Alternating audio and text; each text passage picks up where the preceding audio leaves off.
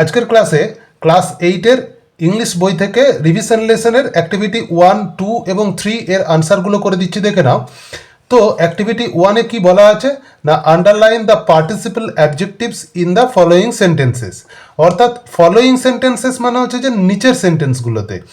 তো ফলোয়িং সেন্টেন্সগুলোতে যেগুলো participle adjectives আছে সেগুলোকে আন্ডারলাইন করতে বলা আছে। তো প্রথম সেন্টেন্সটা হচ্ছে the painted house looks beautiful. এই যে পেইন্টেড হাউস লুকস বিউটিফুল মানে হচ্ছে যে রং করা বাড়িটা দেখতে খুব সুন্দর লাগছে। তো এর মধ্যে পার্টিসিপল অ্যাডজেক্টিভ কোনটা? পার্টিসিপল অ্যাডজেক্টিভ কি আগে আমরা বুঝবো।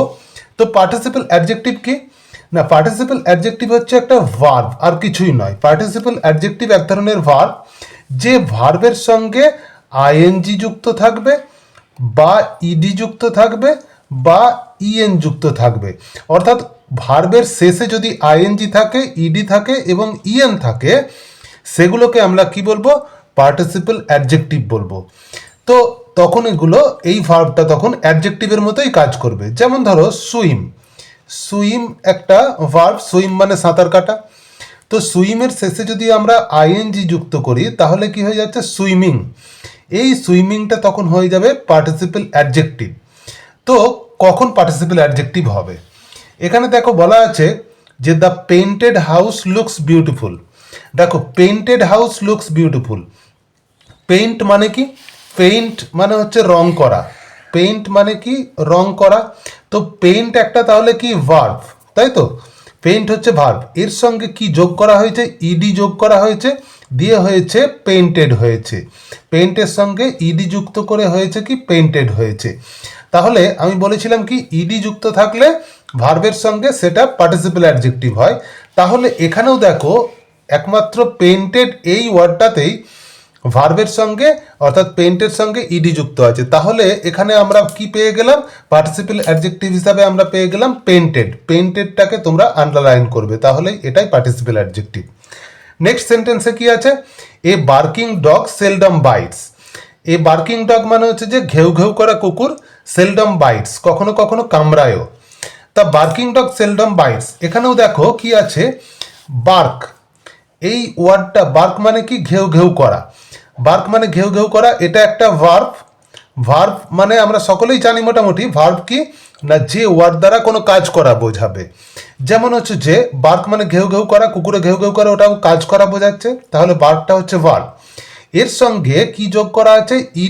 আইএনজি যোগ করে হয়েছে কি? বার্কিং হয়েছে।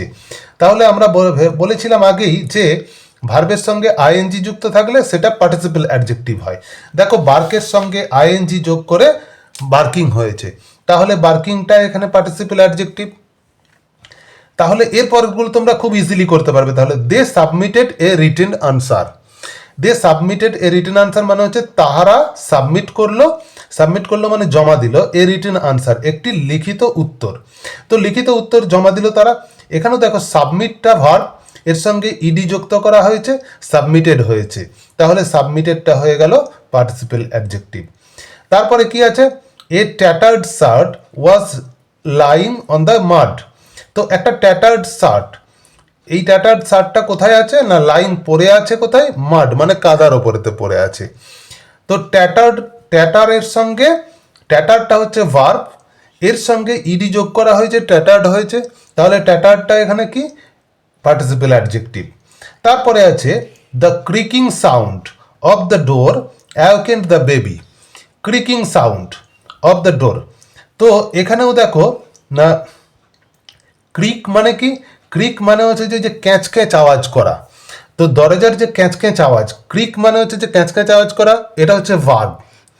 তো এই ভার্বের সঙ্গে কি যোগ করা হয়েছে? আইএনজি যোগ করা হয়েছে।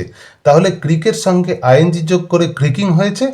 তাহলে এখানে ক্রিকিংটা হয়ে গেল পার্টিসিপল অ্যাডজেক্টিভ।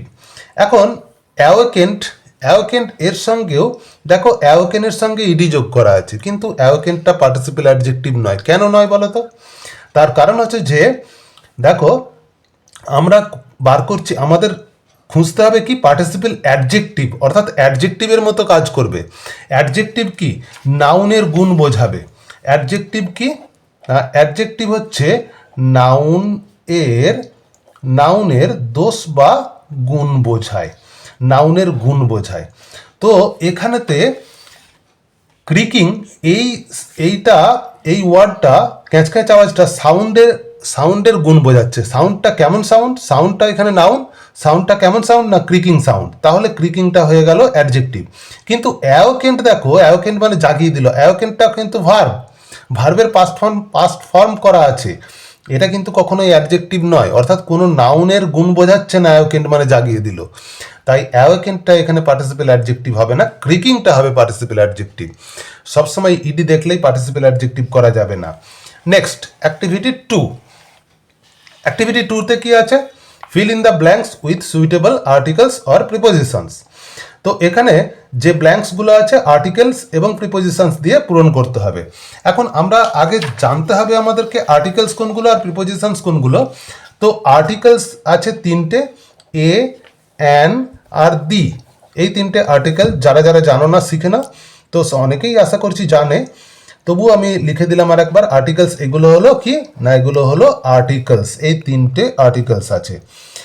আর প্রিপোজিশনস তো অনেক আছে, in preposition, on preposition, under preposition, তারপরে হচ্ছে অ্যাট, তারপরে হচ্ছে যে ইনটু, তারপরে অফ, তারপরে হচ্ছে যে উইথ, এরকম অনেক প্রিপোজিশনস আছে।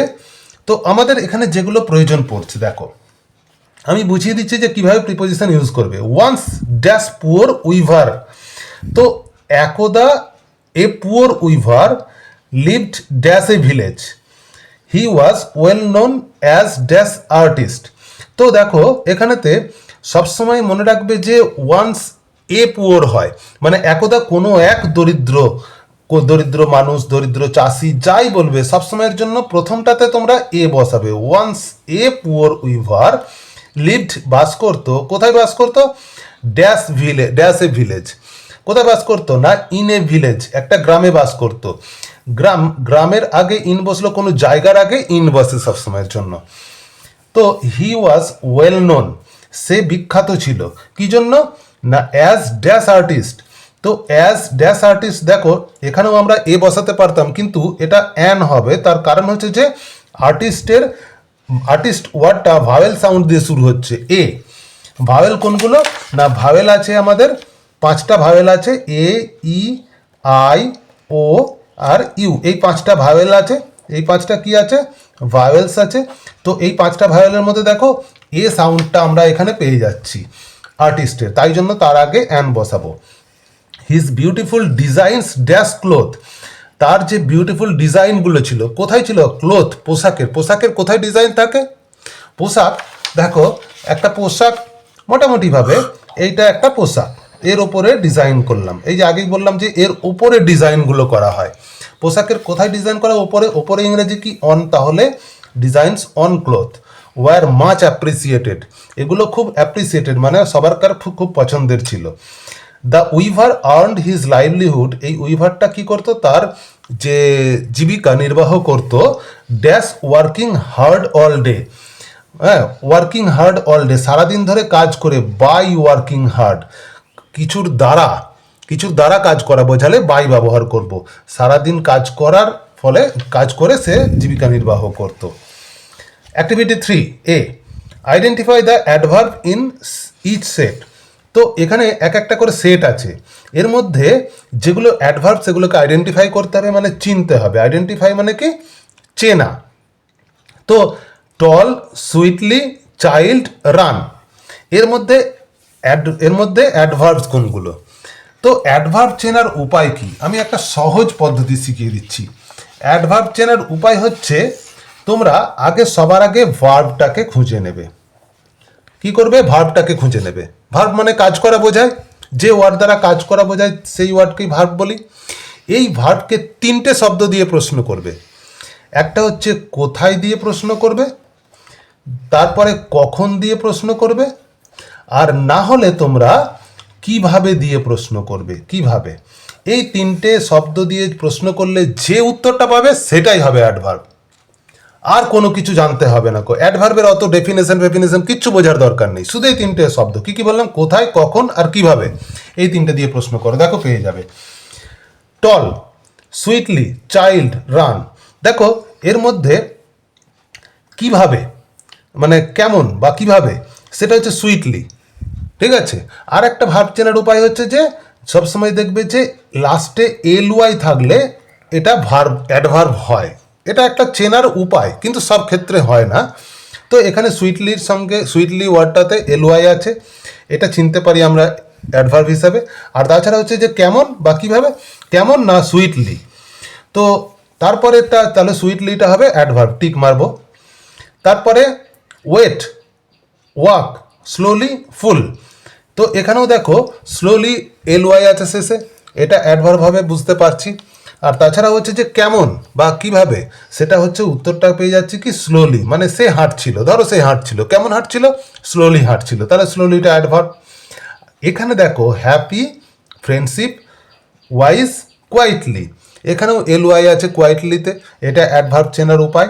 আর তাছাড়া হচ্ছে যে কিভাবে, মানে কোয়াইটলি, খুব কোয়াইটলি মানে শান্ত, খুব ধীরে ধীরে, হ্যাঁ। তো তারপরে হচ্ছে tomorrow, tomorrow, evening, careful, look, এর মধ্যে অ্যাডভার্ব কোনটা? তো এখানে দেখো কখন দিয়ে প্রশ্ন করলে, কখন না টুমরো, আগামীকাল, তাহলে টুমরোটা হয়ে যাবে অ্যাডভার্ব।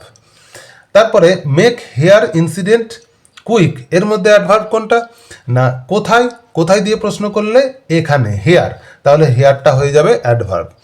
অ্যাক্টিভিটি 3 পর্যন্ত 3A পর্যন্ত আনসারগুলো করে দিলাম, বাকি আনসার নেক্সট ভিডিওতে। ভিডিও যদি ভালো লাগে লাইক করে সাবস্ক্রাইব করে চ্যানেলে থেকে যাও, প্রত্যেকটা ক্লাস প্রত্যেকটা পেজের আপডেট তোমরা পেয়ে যাবে।